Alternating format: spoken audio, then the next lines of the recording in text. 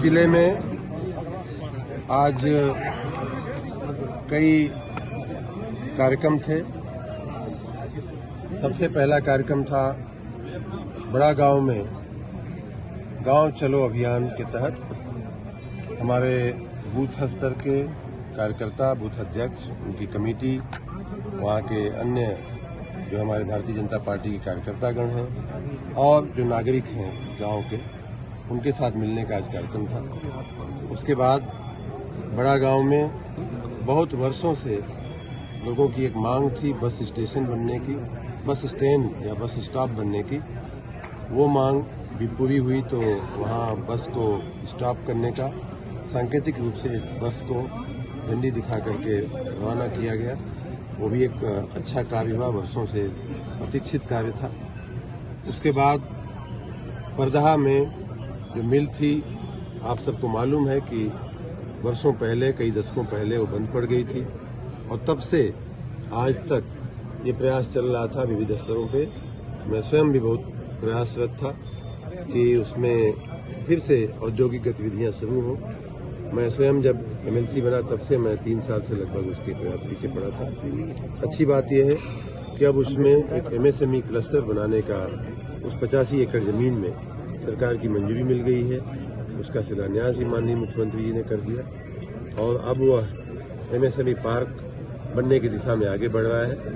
मैं उस पार्क की रचना में मैं चाहता हूं कि मेरी देखरेख में हो, तो मुझे लगा कि एक बार फिर से, बहुत पहले मैं उस मिल में गया हूं, 1-2 बार बचपन में जब पढ़ता था तब का गया हूं। 2005 से ऐसा बता रहे थे वहाँ के जो अधिकारी थे कि 2005 से उस मिल का गेट नहीं खुला था। आज 2005 के बाद हमने खुलवाया उसका गेट और जाके अंदर देखा हमने। वहाँ की भौगोलिक परिस्थिति को मैं समझना चाहता था, जिससे कि जो पार्क बनेगा उसकी रचना में सहूलियत रहे। मुझे देखने के बाद वो काम हुआ।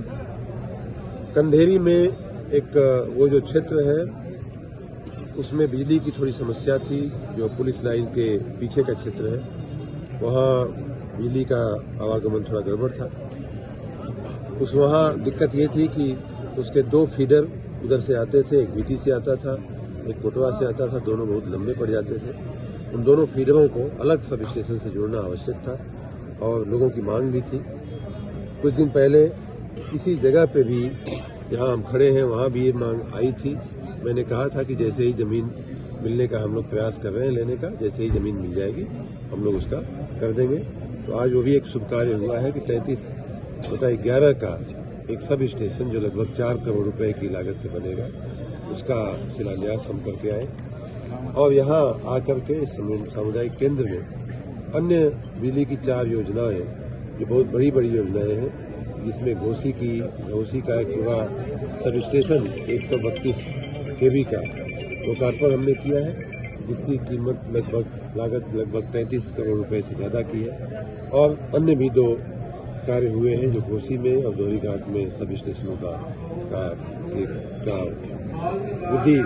क्षमता वृद्धि हुई है।